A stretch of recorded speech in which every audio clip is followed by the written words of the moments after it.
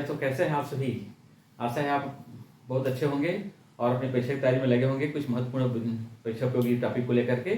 तो बिल्कुल मैं भी आज आपके सामने इस हमारे यूट्यूब चैनल फिजिक्स गाइडलाइन के क्लास में आपके लिए भी परीक्षा पे एक महत्वपूर्ण टॉपिक लेकर के मैं आपके सामने आया हूँ। मैं बात करूँगा आज कक्षा 12वीं भौतिकी के अध्याय 5 चुंबकत्व एवं द्रव्य से एक बहुत ही महत्वपूर्ण परीक्षा के लिए उपयोगी है। वो है परिक्रमा करते हुए किसी इलेक्ट्रॉन का चुंबकीय द्विध्रुव आघूर्ण। विद्यार्थियों, क्या है, आप लोगों ने पहले भी पढ़ा हुआ है चुंबकीय आघूर्ण, चुंबकीय द्विध्रुव आघूर्ण के लिए। लेकिन क्या होता है कि यदि कोई इलेक्ट्रॉन किसी नाभिक के चारों ओर, जैसे तो हम देख रहे हैं, कोई इलेक्ट्रॉन किसी नाभिक के चारों ओर अगर परिक्रमा करता है तो उसे हम एक धारा लूप मान सकते हैं, जिसके चुंबकीय द्विध्रुव आघूर्ण का जो समीकरण होता है वह होता है m बराबर आई ए। इसको हम देते हैं समीकरण नंबर 1, जहाँ a इस लूप का क्षेत्र, लूप को मतलब कुंडली का लूप, उसको लूप कहते हैं। अब क्या है, मान लीजिए कि कोई स्मॉल m द्रव्यमान का कोई इलेक्ट्रॉन E किसी नाभिक के चारों ओर r त्रिज्या के वृत्तीय कक्षा में v वेग से अगर परिक्रमा कर रहा है तो उसका आवर्तकाल क्या होगा। एक चक्र पूर्ण करने में कितना समय लेता है, जिसको उसका आवर्तकाल कहते हैं। तो उसका आवर्तकाल को जब हम t से व्यक्त करें तो उसका आवर्तकाल t बराबर हम लिख सकते हैं 2 पाई r अपॉन v। देखिए वास्तव में ये कैसे आया है। वास्तव में ये जो सूत्र आया है, हम जानते हैं फार्मूला होता है, आप लोगों ने 11वीं क्लास में पढ़ा है कि वेग बराबर दूरी बटे समय। हालांकि दूरी नहीं होता, यहाँ पर विस्थापन होता है, लेकिन चूंकि यहाँ पर एक इलेक्ट्रॉन एक पूरी एक परिक्रमा कर रहा है तो उसके द्वारा तय की गई दूरी वृत्त की परिधि अथवा वृत्त की लंबाई के बराबर होती है, जिसे हम 2 पाई r से व्यक्त करते हैं। अब चूंकि इलेक्ट्रॉन परिक्रमा कर रहा है, इलेक्ट्रॉन आवेश है, तो स्वाभाविक उसमें धारा भी उत्पन्न होगा। तो अब इस स्थिति में यदि धारक सूत्र हम देखें तो इसको हम लिख सकते हैं, अब धारा I बराबर, तो धारा I बराबर यहाँ पे लिख सकते हैं E अपॉन टी। अब E यहाँ इलेक्ट्रॉन का आवेश है और E यहाँ इलेक्ट्रॉन का आवेश है। तो अब हम क्या करेंगे, इस T के मान को यहाँ पर आप रखेंगे।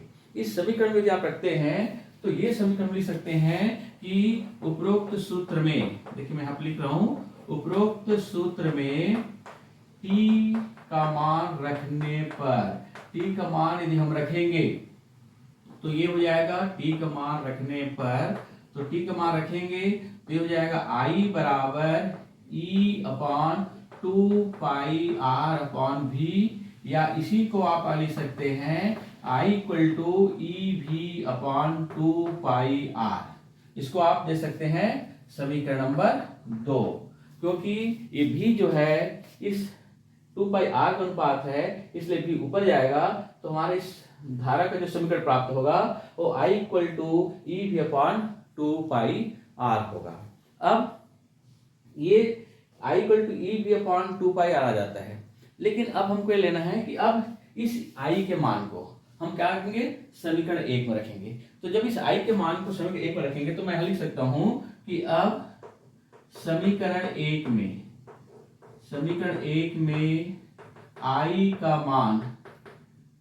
का मान रखने पर, ठीक है, देखिए I के मान को जब हम समीकरण 1 में रखेंगे विद्यार्थियों तो ये आपको प्राप्त हो जाएगा m बराबर, ठीक है, I की जगह इस पर रखना है आपको, ये हो जाएगा EV अपॉन 2 पाई R, और पहले से यहाँ पर क्या है, A है, और A इस लूप का क्षेत्रफल है, और लूप कैसा है, वृत्ताकार है। तो वृत्त का क्षेत्रफल आप जानते होता है पाई R का स्क्वायर। तो हम क्या कर सकते हैं, इसको यहाँ पर जो इसको मैंने लिखा है, क्योंकि शायद हो सकता है आपको दिखाई ना दे, तो मैं एक बार पूरे इसको मिटा के नीचे में लिख रहा हूँ ताकि आपको दिखाई दे। तो ये जो मान रखेंगे ना, तो ये मान हो जाएगा m बराबर EV अपॉन 2 पाई RA, ठीक है, या इसी को लिख सकते हैं, या m बराबर EV अपॉन 2 पाई R का स्क्वायर, जहां पाई R स्क्वायर इस लूप का क्षेत्रफल है। अब उसमें जो कटता है विद्यार्थियों काट दीजिए आप यहाँ पर, तो इसमें से क्या होगा, इसमें से R काट देंगे, पाई काट देंगे, तो हमको क्या मिलेगा, कैपिटल M बराबर ई भी, यहाँ पर एक आर बचेगा, ई भी आर अपॉन 2, इसको आप दीजिए समीकरण नंबर 3। ठीक है, तो ये जो कैपिटल एम बराबर ई भी आर अपॉन 2 आया है, इसको हम समीकरण नंबर 3 दिए। लेकिन हम वो अभी फाइनल सूत्र नहीं पहुंचे हैं कि इसका वास्तव में जो इलेक्ट्रॉन परिक्रमा कर रहा है उसका चुंबकीय द्विध्रुव आघूर्ण एम का सूत्र क्या होगा। तो क्या है, देखिए यहाँ पर चूंकि इलेक्ट्रॉन यहाँ पर परिक्रमा कर रहे हैं तो इलेक्ट्रॉन का यहाँ पर एक कोणीय संवेग भी हमको प्राप्त होगा। और कोणीय संवेग का सूत्र आप 11वीं क्लास में पढ़े हैं कि किसी वृत्तीय गति करते हुए किसी कण का रेखीय संवेग और उसे घूर्णन अक्ष से दूरी के गुणनफल को हम कहते हैं कोणीय संवेग, जिसको किसी किसी बुक में इसको जे भी व्यक्त किया गया है, किसी बुक में इसको कैपिटल एल भी व्यक्त किया है। तो मैं यहाँ पर कैपिटल एल लेकर चलता हूँ। ठीक है, तो अब हम लिखेंगे अब इलेक्ट्रॉन का कोणीय संवेग, इलेक्ट्रॉन का कोणीय संवेग। तो कोणीय संवेग यहाँ पर लिख सकते हैं L बराबर एम भी आर। एम भी यहाँ पर रेखीय संवेग हो गया आता है और आर इस घूर्णन अक्ष से दूरी हो जाता है। ठीक है, अब हम क्या करेंगे विद्यार्थियों, थोड़ा ध्यान दीजिएगा। यहाँ से जो भी आर है इस भी आर के मान को निकालेंगे और इस समीकरण 3 में रखेंगे। कैसे रखेंगे, थोड़ा ध्यान दीजिए। देखिए इस पर ऐसे लिखा जा सकता है, क्या आप ध्यान दीजिएगा, भी आर बराबर इसको हम ले सकते हैं एल अपॉन एम। अब इस भी आर के मान को कहाँ रखना है आपको, समीकरण 3 में रखेंगे। तो अब समीकरण 3 में रखेंगे तो समीकरण 3 में देखिए मैं लिख देता हूं, आप लिखे नोट्स के रूप में लिख सकते हैं। समीकरण 3 में भी आर का मान रखने पर, तो देखिए भी आर का मान हम जब रखेंगे तो ये समीकरण 3 हमको कैसा मिल जाएगा, ये समीकरण हमको मिलेगा m बराबर, देखिए यहाँ भी आर है ना, तो पहले ई बटे 2 है तो इसको ई बटे 2 कर दीजिए और उसके बाद फिर आ जाता है एल अपॉन एम। क्लियर हो जाता है विद्यार्थियों पर। अब इसको आप समीकरण नंबर दे दीजिए 4। ठीक है, लेकिन हम लोगों ने केमिस्ट्री में पढ़ा है बोर के क्वांटम सिद्धांत के आधार पर कि किसी इलेक्ट्रॉन का जो कोणीय संवेग होता है वह कोणीय संवेग h/2 पाई का पूर्ण गुणज होता है।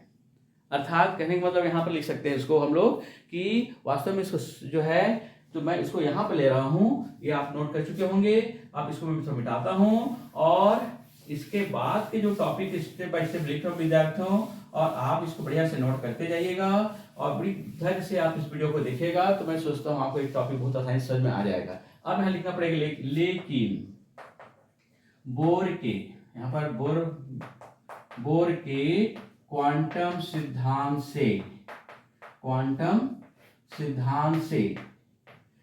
सिद्धांत क्या कहता है कि L जो होता है कोणीय संवेग वो h/2 पाई का पूर्ण गुणज होता है। ठीक है, जहां n क्वांटम संख्या है, मुख्य क्वांटम संख्या कहते हैं इसको, मुख्य क्वांटम संख्या है, तथा h प्लांक नेतांक है। h यहाँ पर क्या है, प्लांक नेतांक है। h को हम बोलते हैं प्लांक नेतांक। प्लांक नेतांक भी कई बार आएगा आपके फिजिक्स में। ठीक है, अब हम क्या करेंगे विद्यार्थियों, बहुत सिंपल ध्यान दीजिएगा। अब हम इस L के मान को इस समीकरण 4 में रखेंगे। इस L के मान को कहाँ रखना है आपको, समीकरण 4 में। तो समीकरण 4 में रखेंगे तो क्या जाएगा, अब बिल्कुल देखिए हम लिख रहा हूं मैं, अब L के मान को समीकरण 4 में रखने पर, देखिए समीकरण 4 में हम लोग रखेंगे विद्यार्थियों, थोड़ा ध्यान दीजिएगा, रखेंगे तो ये हमको मिलेगा कैपिटल M बराबर, ठीक है, E बटे, यहाँ पर थोड़ा ध्यान दीजिएगा, वहां पर E/2 है, फिर L है, तो L जब इसको रखिएगा आप तो ये हो जाएगा NH/2 पाई, नीचे में पहले से M है। ठीक है, अब इसको यदि हम और मल्टीप्लाई कर दें और इसको प्रदर्शित कर दें तो इसको हम कैसे लिख सकते हैं, थोड़ा ध्यान दीजिएगा। इसको हम लिख सकते हैं या कैपिटल M बराबर, ठीक है, ये आप यहाँ N को यहाँ ले लीजिए और ये लिख दीजिए यहाँ पर EH, और ये 2 2 4 हो जाएगा और 4 पाई m, इसको आप दीजिएगा समीकरण नंबर 5। ये जो समीकरण 5 है ना विद्यार्थियों, वास्तव में यही किसी घूमते हुए या परिक्रमा करते हुए, किसी नाभिक की चार परिक्रमा करते हुए इलेक्ट्रॉन के चुंबकीय द्विध्रुव आघूर्ण का समीकरण है। ये फाइनल सूत्र है, लेकिन यहां पर थोड़ा सा हमको और एक चीज पर थोड़ा ध्यान देना पड़ेगा। इस समीकरण 5 में ई इलेक्ट्रॉन का आवेश ये नियत होता है, एच प्लांक नियतांक ये भी नियत होता है, पाई नियत राशि है, एम इलेक्ट्रॉन का ये भी नियत रहता है, इसमें समय साथ कोई परिवर्तन नहीं होता। तो कुल मिलाकर हम देखें तो यहाँ पर इस समीकरण 5 में ई एच अपॉन 4 पाई एम को एक नियतांक मान सकते हैं, एक नियत राशि मान सकते हैं। तो समीकरण 5 में ई एच अपॉन 4 पाई एम को हम एक नियत राशि मान देते हैं, और उस नियत राशि को क्या से व्यक्त करेंगे, मैं इस पोर्शन में ले रहा हूँ, थोड़ा ध्यान दीजिएगा। इस टॉपिक को मैं मैटर को मिटा रहा हूँ, आप अच्छे से ध्यान दीजिएगा। फिर हम जो है एक नया यहाँ पर एक शब्द प्राप्त करेंगे जिसको हम कहते हैं बोर मैग्नेट्रॉन। ठीक है, तो अब यहाँ पर लिखेंगे लेकिन समीकरण 5 में, ठीक है, थोड़ा सा ज्यादा ऊपर हो रहा है शायद, मेरे हिसाब से आपको नहीं दिखेगा तो नीचे ले लेता हूं। लेकिन समीकरण 5 में, ठीक है, समीकरण 5 में ये जो ई एच अपॉन 4 पाई एम एक नियत राशि है। कौन सी राशि है विद्यार्थियों? एक नियत राशि है, ठीक है, एक नियत राशि है, बिल्कुल सब नियतांक है, सब समय के साथ में कोई परिवर्तन नहीं होगा। इलेक्ट्रॉन का आवेश 1.6 × 10⁻⁹ कूलम्ब नियत है। यहाँ पर H प्लांक नियतांक वो भी नियत है, पाई भी नियत है, इलेक्ट्रॉन का द्रव्यमान ये भी नियत होता है। तो एक नियत राशि है जिसे हम क्या मान सकते हैं, जिसे हम म्यू बी, ठीक है, मानते हैं।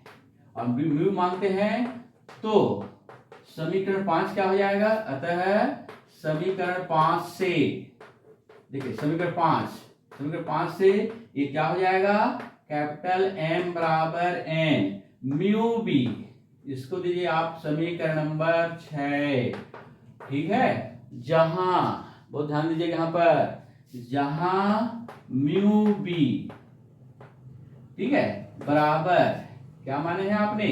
ई एच अपॉन 4 पाई एम, ठीक है, एक नियत राशि मैं पहले लिख दूं, फिर से लिख रहा हूं यहाँ पर, एक नियत राशि है जिसे हम क्या कहेंगे? जिसे इतना शब्द आ रहा है, जिसे बोर मैग्नेट्रॉन कहते हैं, जिसे बोर मैग्नेट्रॉन कहते हैं, ये, ठीक है। तो यहां पर ये जो बोर मैग्नेट्रॉन है, अब उसको वास्तव में आपको पूछा भी जा सकता है कि भाई एक आध नंबर तो उनके यहाँ गया कि बोर मैग्नेट्रॉन किसे कहते हैं।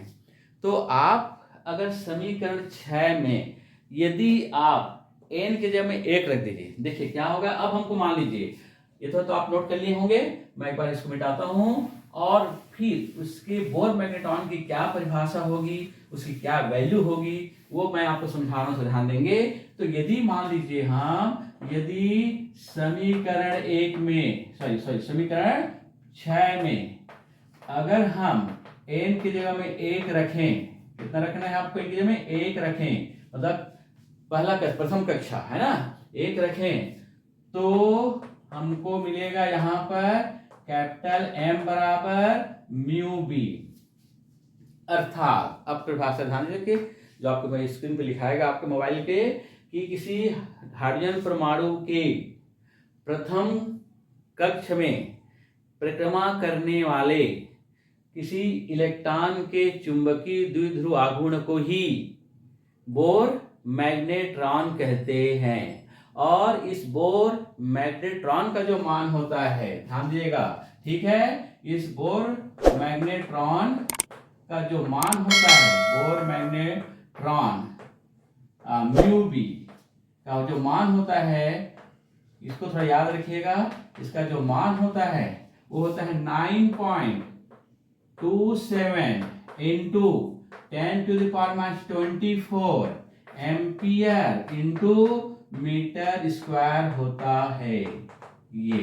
ठीक है, तो ध्यान दीजिएगा इस टॉपिक में हमने जैसे कहा कि हमारा जो आज का जो टॉपिक था कि परिक्रमा करते हुए किसी इलेक्ट्रॉन के चुंबकीय द्विध्रुव आघूर्ण का सूत्र निकालना, तो ये जो समीकरण जो 5 है, m बराबर NEH4πm, ये वास्तव में किसी परिक्रमा करते हुए इलेक्ट्रॉन के चुंबकीय द्विध्रुव आघूर्ण का सूत्र है। और इसके आधार पर हमको ये पूछा जाए कि बोर मैग्नेट्रॉन क्या है, तो आप क्या करेंगे, इसमें जो EH/4πm जो आया है वो एक नियत राशि, उसको नेतांक मान लीजिए और उस नेतांक को किससे प्रदर्शित कर दीजिए आप, म्यू बी से। अर्थात म्यू बी बराबर EH/4πm एक नेतांक, एक नियत राशि है, और इसी म्यू बी को हम क्या कहेंगे, बोर मैग्नेट्रॉन कहते हैं, जिसको हमने डिफाइन कर दिया कि अगर समीकरण M5 में यदि आप n जब 1 रख देंगे तो ये हो जाएगा m बराबर म्यू बी। अर्थात हाइड्रोजन परमाणु की प्रथम कक्षा में चक्कर लगाने वाले किसी इलेक्ट्रॉन के चुंबकीय द्विध्रुव आघूर्ण को ही हम बोर मैग्नेट्रॉन कहते हैं, जिसे म्यू बी से प्रदर्शित करते हैं। और इसका जो मान होता है वो होता है 9.27 × 10⁻24 एम्पीयर × मीटर का स्क्वायर। तो विद्यार्थियों, आपको इसमें यही तक ही इसको इस टॉपिक को लेना है, और मुझे लगता है कि आप इसको अच्छे से समझ गए होंगे। लेकिन मैं आपको एक रिक्वेस्ट करूंगा आपसे कि आप कभी भी किसी भी टॉपिक को आप देखना है तो बिल्कुल धैर्य से, बिल्कुल शालीनता से आप उसको समझिएगा, एकाग्र होकर समझेंगे, देखेंगे तो आपको कोई भी टॉपिक अच्छा लगेगा और आपको समझने में आसानी होगा, जो आपके परीक्षा के लिए तैयारी करने में आपको बहुत ही एक प्रकार से सहयोग प्रदान करेगा। तो आज के टॉपिक को हम यहीं पर ब्रेक करेंगे विद्यार्थियों, और मैं एक नया टॉपिक लेकर के चैप्टर वाइज आपके सामने लाता रहूँगा। और बस एक थोड़ी सी मैं आपसे निवेदन करूंगा कि आप अगर इस वीडियो को, ये टॉपिक आपको अच्छा लगता है तो थोड़ी सी लाइक कर दीजिएगा और अपने दोस्तों को शेयर कर दीजिएगा, ताकि उनको भी इस वीडियो का लाभ मिल सके। ठीक है, तब तक फिर से मिलेंगे विद्यार्थियों। जय हिंद, जय भारत।